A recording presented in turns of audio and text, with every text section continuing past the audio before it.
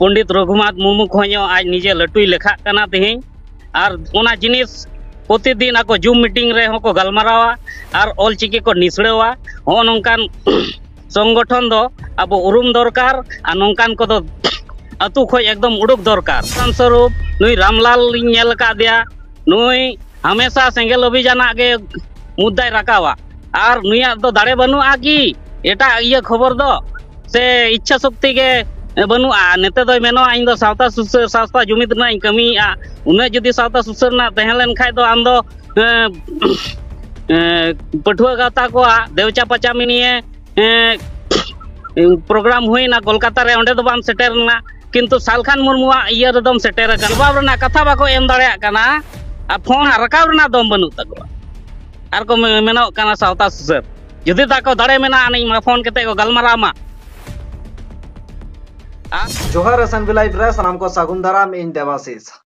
ने घाड़ी जहां लगा तो बन नेल दा कंट्रोवर्सी चला कना ओना को इदी काते के बन गालोचदा गलमारा बन दोहोयदा और जहां को गे नोआ चैनल रे जोपड़ाव सेनाय बोना से नोआ मीट रे जोपड़ाव सेनाय बोना एनते खान अबोना जहां डिस्क्रिप्शन रे मेना कता ओडे खुना जॉइन काते अब नोआ लाइव स्ट्रीम रे बन जोपड़ाव दाड़े ओना साथे चैनल ता बन सब्सक्राइब तबन पे जॉइन तबन पे तेन अब साथे जोपड़ाव रे मेना कदिया लालटू गंके कथा अबोना लालटू गंके एतो रे नासना उपरुम एम लखा नाड़ी नापाय जतो को गे जोहार इया nyutum दो लालटू किस्कू और इन दो तहन कोलकाता रे कमी सूत्र रे मिनाया मा एकल लालटू गंके एनखान होय नित जहां लका सिचुएशन हम नेल दा सोशल मीडिया रे जहां लका कंट्रोवर्सी को चला कना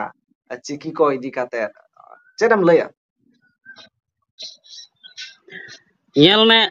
निया चिकी इदी काते कंट्रोवर्सी मा बांग हुई दरकार किंतु तिहिं समाज रे अगवान को हो तिहिं दो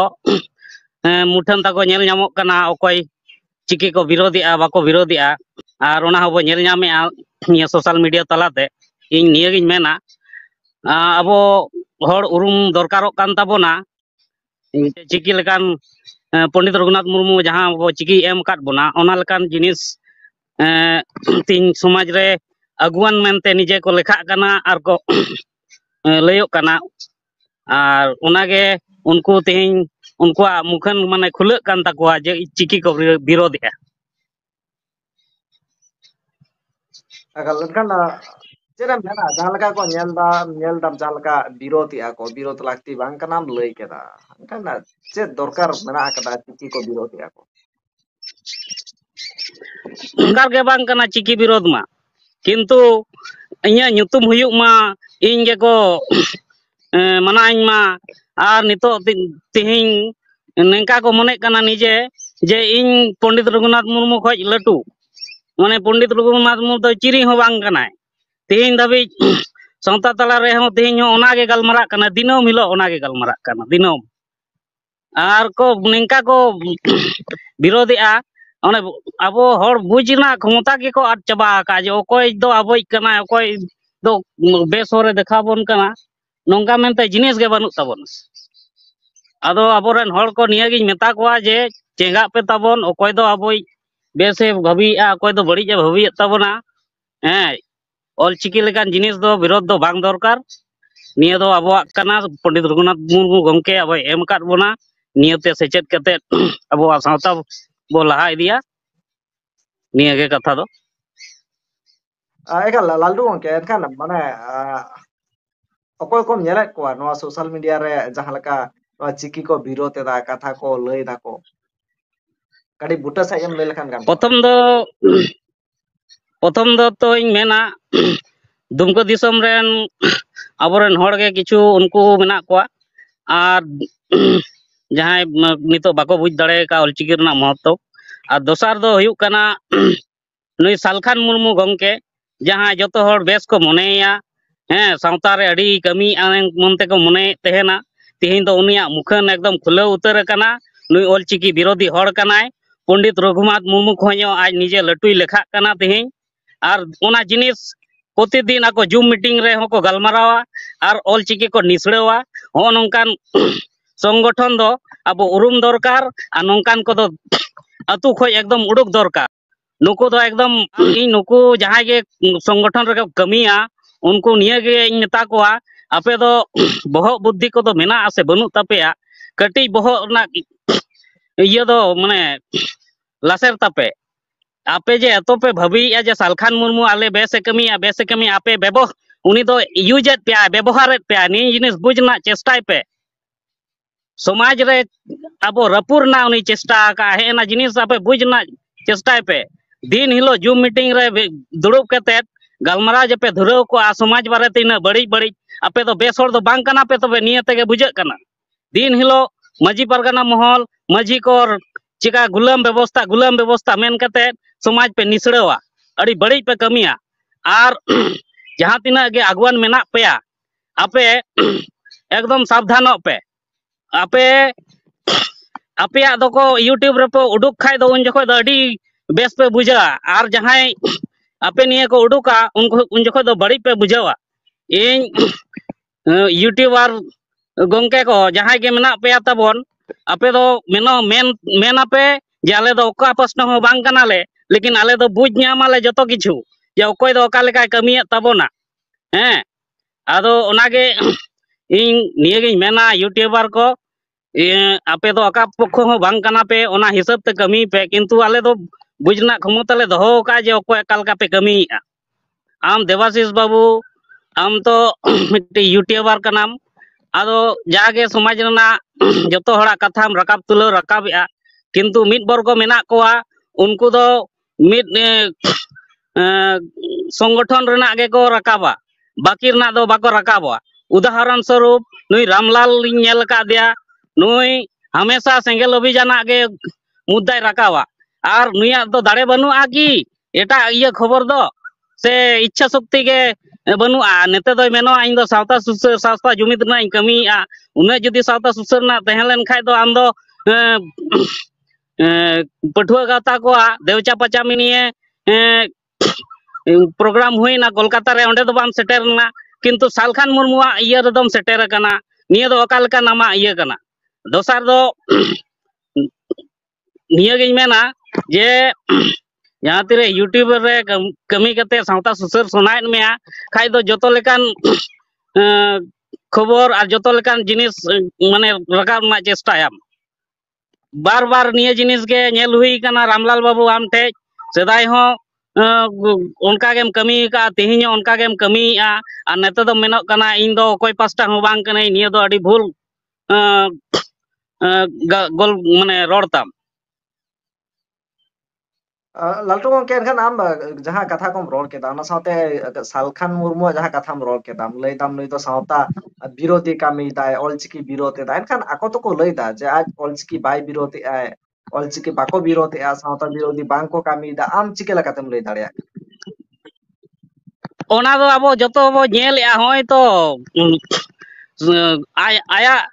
आया यूट्यूब तला तेगे बो आबो तो बो नेल ᱧᱟᱢᱮᱜᱼᱟ आज रोड़या ओना जिनिस आबो बो नेल ᱧᱟᱢᱮᱜᱼᱟ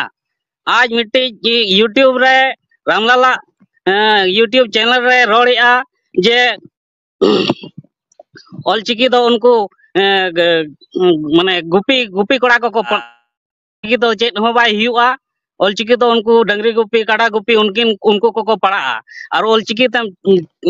पढ़ा लेखा माने चिकी जो आम हे ना को दो चेत कना निये को दो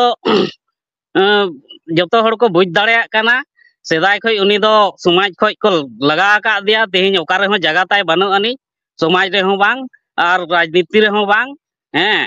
और ऐसे मा खुशियां बा खुशिया किछु गान आई रेन चेला चमटू को जहां इन दो लालटू गंके सालखान मुर्मू गंके मा को मेने कना जे भाषा जितकर ये कना है हासा भाषा बांचावे ता मा नुकु और हड़ भुलर ना आलो को चेष्टाय मा हां देवाशीष बाबू चे मेने ले दन्या मेने ता को तो सालखान मुर्मू गंके दो भाषा जितकर ये कना है हासा भाषा बांचावे दाय जितकर दाय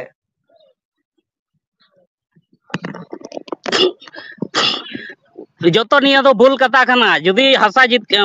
जितकर ये कनाय निया दो आज एकाई की जितकर रखा है गोटा गोटा दिसम रेन हड़ को जितकर रखा चे लगी आज निया उपाधि हतावा और नुकु सेंगेल अभियान रेन कर्मी को उनका चेक लगी हर तलारे माने विभ्रांत को चेष्टा जे भाषा जितकरे कनाय मेनते भाषा जितकरे रेन दो अडी हर मेना कोआ भाषा जितकरे दो अडी हर मेना कोआ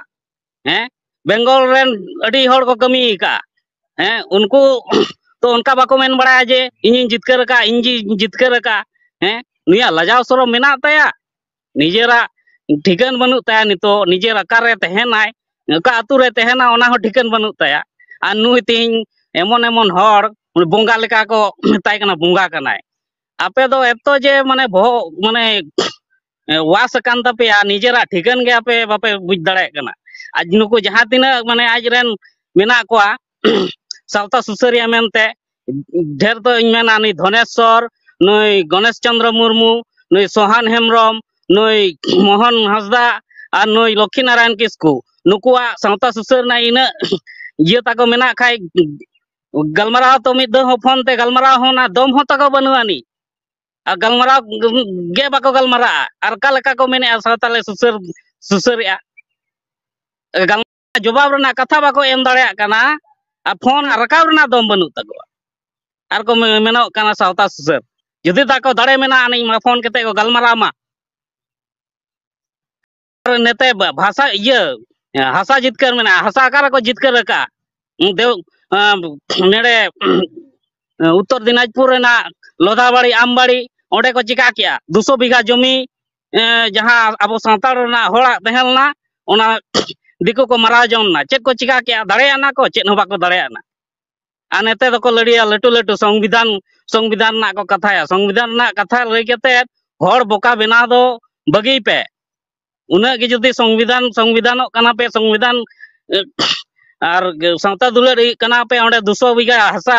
अब होड़ा उनको को एटा हर को मराव के ओना आगु रुवाड़ पे से दम मेना तपिया बनुआ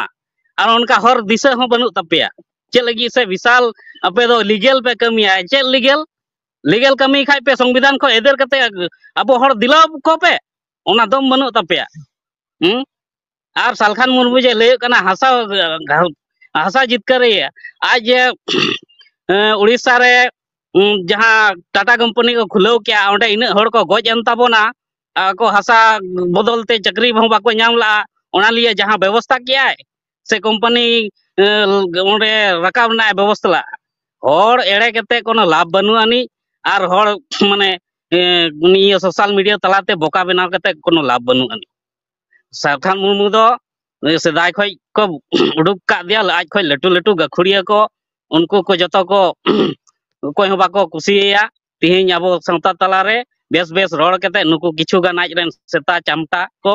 हैं हर अब को विभ्रांत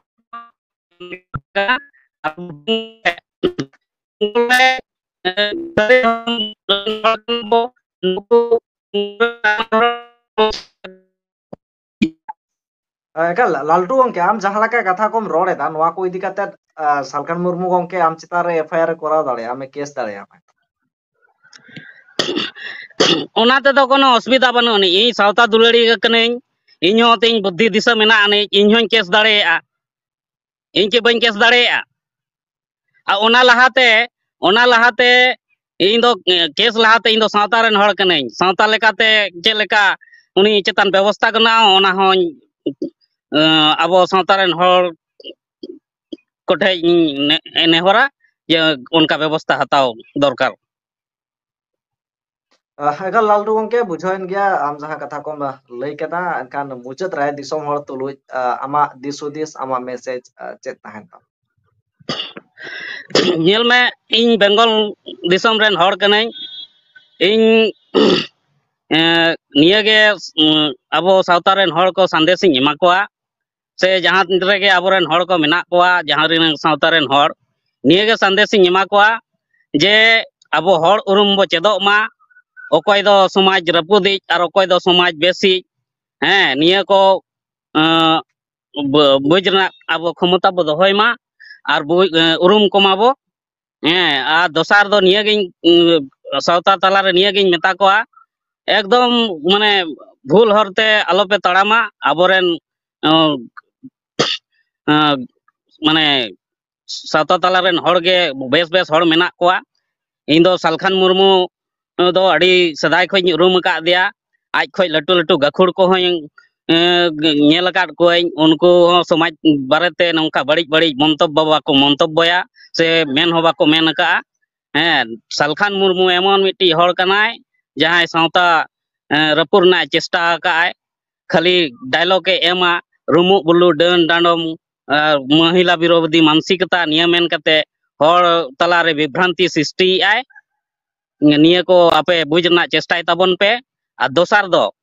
ᱵᱮᱝᱜᱚᱞ ᱨᱮ ᱡᱟᱦᱟᱸ ᱟᱵᱚ ᱥᱟᱹᱨᱤ ᱫᱷᱚᱨᱚᱢ ᱦᱚᱲ ᱢᱮᱱᱟᱜ ᱠᱚ ᱛᱟᱵᱚᱱᱟ ᱟᱯᱮ ᱱᱤᱭᱟᱹᱜᱮᱧ ᱢᱮᱛᱟ ᱯᱮᱭᱟ ᱡᱮ ᱟᱵᱚ ধরম ᱫᱚ ᱥᱟᱹᱨᱤ ধᱚᱨᱚᱢ ᱠᱟᱱ ᱛᱟᱵᱚᱱᱟ ᱡᱟᱦᱟᱸᱭ ᱜᱮ ᱡᱩᱫᱤ ᱱᱤᱭᱟᱹ ᱵᱟᱨᱮᱛᱮ ᱞᱟᱹᱭᱟᱭ ᱟᱵᱚ ᱛᱷᱚᱵᱟ ᱵᱟᱹᱲᱤᱡ ᱵᱟᱹᱲᱤᱡ ᱨᱚᱲᱟ उनको निये चैलेंज एमा को पे जे आपे जुक्ति जुदी मेना खाज जुक्ति पे उदुगा और निये सावतारिं मेता कोआ जे आबोआ दो सरी धर्म कान ताबोना उरुम ताबोन पे निये मेन कते इन दो कथाई मुचाद ताबोना मा आयमा साराव अब सावते जपड़ाव रे ताहें कना लालटू गंके एनखान नेहर ताहेना जहाय को गे नोआ एसएनबी लाइव रेना लाइव स्ट्रीम रे जहाय को जपड़ाव सेनाय कोना डिस्क्रिप्शन रे लिंक मेना कदा ग्रुप रेना ओडे खना सेन काते ग्रुप रे बोन जपड़ाव दाड़े आर ओडे दिनम दिन गे लिंक भेजा आर ओना लिंक थ्रू आपे पे जॉइन दाड़े सानाम को आगे नोआ एसएनबी रे सागुन दाराम मेना एनखान दिसोम हर को नोआ जहां कथा पे आंजम केदा नोआ को इदि कते आपे को चेरु हेदरा निहति कमेंट तलाते सदर ताबन पे जहां को पे नावा गया चैनल ताबन सब्सक्राइब पे ओना साथे जॉइन हो जॉइन ताबन आयमा साराव लालटू गंके आमा विशेष आर मित कथा देवाशीष बाबू आर मित कथा मेन चुइñ में आर मित कथा मेन चुइñ में निये गेñ मेना जहां गे कमेंट आपे कमेंट दो आलो पे कमेंटा दम मेना तपे खाज बड़ी बड़ी जुदी पे कमेंटा दम मेना खाज फोन नंबर पे एमा मा एकाल एनखान फोन ते कथा ताबन पे फोन नंबर इना हो मेना कदा फोन ताबन पे ओना साथे लाइव स्ट्रीम रे जपड़ा ताबन पे इनमें मेता बना पूरे डायरेक्ट लाइव रे हिजु पे जहां लैते लay ताबन पे आयमा साराव लालटू गंके मुहिरा तिया मा एनखान साराम को गे दोसर काते जोहार जोहार